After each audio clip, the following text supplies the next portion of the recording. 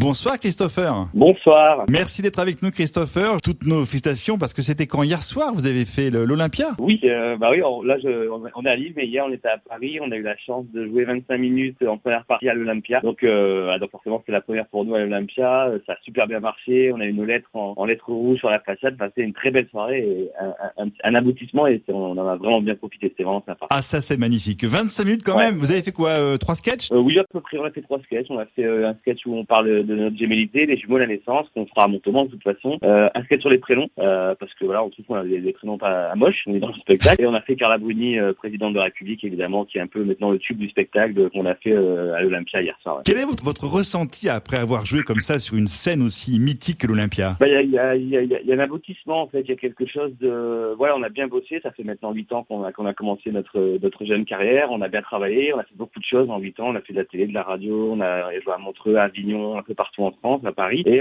forcément, quand on est artiste, il y a toujours en objectif, quelque part, de un jour jouer dans cette salle mythique, parce que c'est une salle mythique, qu'on le veuille ou non, il y a quelque chose. Dans cette salle, hier on y était, il y a une atmosphère, il y a un truc particulier. Et du coup, le fait d'y être, déjà, quand on est arrivé hier après-midi à 17h sur le Grand Boulevard et qu'on a vu nos lettres, il y a une émotion, on dira ce qu'on voudra, et je pense que n'importe quel artiste, on peut jamais être blasé de ça, en fait.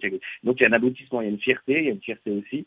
Et puis après, le fait d'être à la hauteur de l'événement, et franchement, ça s'est hyper bien passé. Enfin, surtout qu'en première partie, c'est jamais évident, parce qu'en plus, c'était un groupe de musique après nous. C'était les Goldmen. Et du coup, le public nous attendait pas forcément, et à réussir à les cueillir en 20 minutes, c'est génial, quoi. Donc, et du coup, on est fiers, on est contents, et c'est que le début, mais voilà, on est vraiment contents. Ouais, bravo. Et l'aventure parisienne se poursuit, puisque j'ai lu quelque part que depuis le 7 janvier jusqu'en mai, je crois, vous serez chaque mardi au théâtre du Grand Point Virgule. Ouais, tout à fait. On joue une fois par mois à Paris au Grand Point Virgule. C'est pareil, on est content parce qu'on a fait plusieurs fois Paris. On a déjà joué au Gymnase, au théâtre de l'Archipel. Wow. Là, on est donc avec le best-of au Grand Point Virgule. C'est une salle qui est pas... Enfin, le petit Point Virgule est très connu à Paris. C'est une salle qui est aussi assez mythique où on commençait énormément d'humoristes. Le Grand Point Virgule, comme son nom l'indique, c'est la même chose mais en grand. Voilà, c'est une salle de 200 places. Et on a commencé là, cette semaine, mardi, c'était la première et c'était super aussi. Et surtout qu'à Paris, en ce moment, vous savez, c'est pas facile. Les gens sont un peu stressés avec les grèves, les transports, tout ça.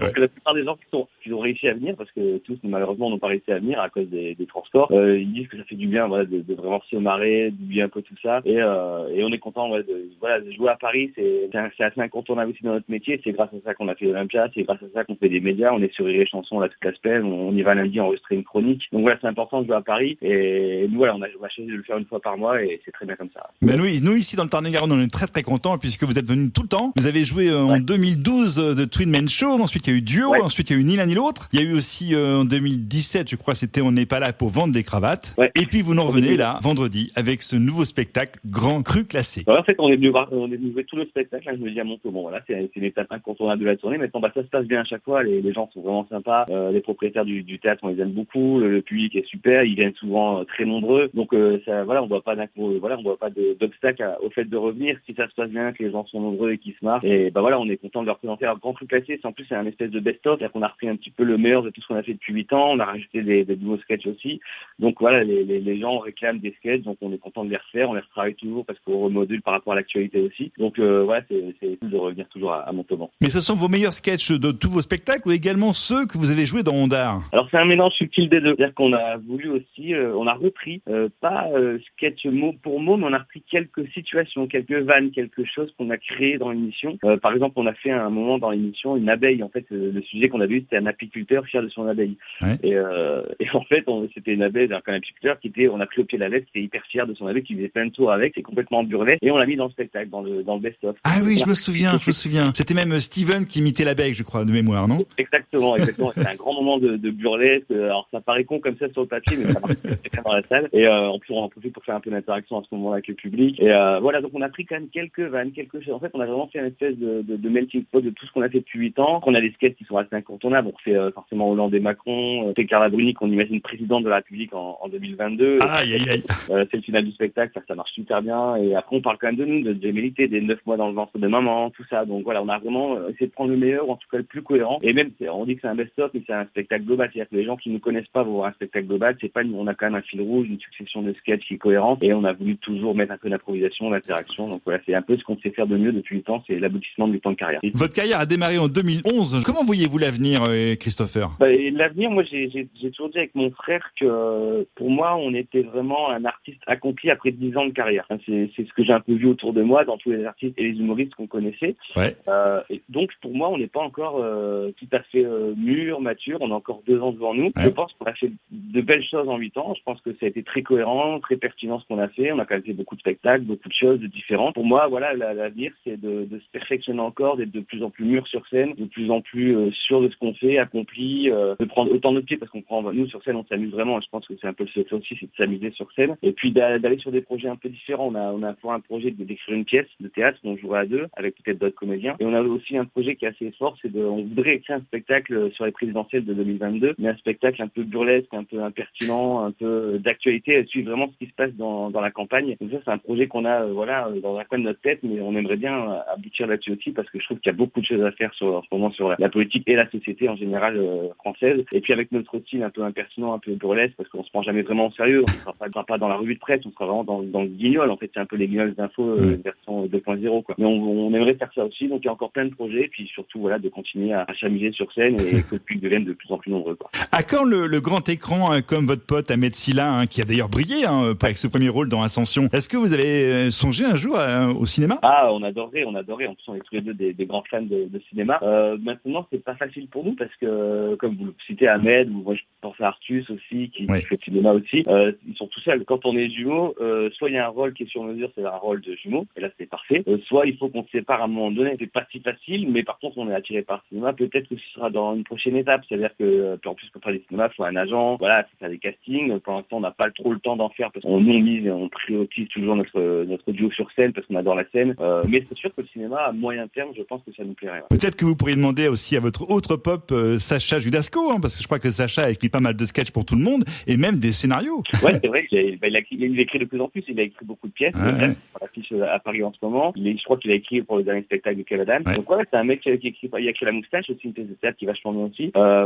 C'est vrai que c'est une possibilité de Sacha parce qu'il écrit beaucoup. On l'aime bien en plus, on connaît très bien. Donc pourquoi pas. Quand on l'a rencontré, moi je l'ai rencontré à peu près maintenant 8 mois déjà, je crois. Il m'avait dit qu'il était en train de penser un scénario, un nouveau film pour Ahmed Silla. C'est vrai qu'on appelle entre eux pour dire pense à un film pour les jumeaux déjà. Dites-moi, Christopher, vous êtes tous les deux du Nord, de là-bas, de Lille. Et pourtant, moi, ce qui me surprend, c'est vrai que j'y pensais tout à l'heure. En fait, vous n'avez pas l'accent ch'ti ou vous le cachez en fait votre accent. Alors on essaie de le cacher parce que c'est pas le plus joli accent de France. Hein. Ouais. Non. Après, on est très fiers de la région. Je pense que vous avez déjà vu le spectacle aussi. On en bien parle. Sûr. On rend un bel hommage à la région, mais c'est sûr que le plus beau dans la région, c'est pas là que on l'a pas trop. Je pense qu'on fait attention aussi à pas trop l'avoir. Je pense qu'il revient quand on est fatigué. En général, quand on est fatigué, ça revient comme chaud, quoi. Mais non, on l'a pas trop et tant mieux pour nous. Voilà, on essaie de le cacher, mais dans le spectacle, on fait un ch'ti qui rencontre un Américain et là, on y va à fond sur l'accent. C'est quand même rigolo. C'est-à-dire qu'il est pas beau, mais il est rigolo. Est-ce que ce sketch-là, il fera partie des classés grands crus? Oui, on sera sur scène, parce que c'était important aussi parce que c'est un sketch où il y a un peu d'émotion. Et dans le spectacle, on veut que le public se marre, mais qu'il y a aussi des moments un peu d'émotion, des moments un peu plus tendres. Et ce sketch, il est drôle sur l'efficacité parce que c'est un Américain qui rencontre un ch'ti sur une plage à Dunkerque, donc ça marche très bien. Et surtout, il marche partout. Quand on avait écrit au début, on s'est dit est-ce qu'il va marcher que dans le Nord? On l'a écrit un peu partout. Et en fait, il marche partout parce que les gens s'identifient vachement avec l'Américain finalement. Et puis à la fin, il y a un hommage avec une musique un peu plus tendre où on décrit notre région, les plages du Dunkerque, et on se dit que finalement, malgré tout ce qu'on dit, c'est une belle région, les gens sont sympas. Et on leur dit venez dans le Nord si vous avez l'occasion. On sait qu'à Montauban, les gens viennent pas beaucoup dans le Nord, donc venez dans le Nord si vous avez l'occasion, c'est beau quand même. Écoutez, merci beaucoup Christopher. Moi, j'aimerais finir avec un autre copain, un de vos copains, il s'appelle Lamine Lesgade. Il nous a fait un petit truc l'autre jour, j'aimerais vous faire écouter. Allez, on écoute, vous allez voir, écoutez bien. Ah oui, moi j'écoute CFM, hein. J'écoute Micro-ondes, Micro-ondes, ça marchait. Micro-ondes, c'était plus en 39-45. Là, à cette époque-là, c'était plus la mode. Maintenant, j'écoute moins. Steven et Christopher ont été encore plus piquants que toi. C'est vrai, Steven et les deux Tarlouse, là? D'accord. C'est les premiers à le savoir, hein, de toute façon. Embrasse les gars, Steven et Christou. Merci, à bientôt, ciao. Les deux Tarlouse, hein. C'est sympa, il est sympa. Il est sympa, Lamine. Merci beaucoup, Christopher. On se retrouve donc le vendredi 17 janvier à l'espace VO de Montauban et ainsi le lendemain également, le samedi 18. On est très très heureux de vous revoir. J'ai appris que par Maryse que c'est quasiment plein. Je pense que là, dans les jours qui viennent, il y aura plus de place. Donc, je vous invite à taper sur le site Espace VO. Merci, Christopher. Avec plaisir, à très vite et une belle année à tous encore une fois. Merci beaucoup. Bye bye. À bientôt. Ciao. Au revoir. Vous êtes sur CFM Radio, heureux de vous accueillir, vous accompagne jusqu'à 21h, avec notamment ce titre de Kenji Girac, Les yeux de la maman.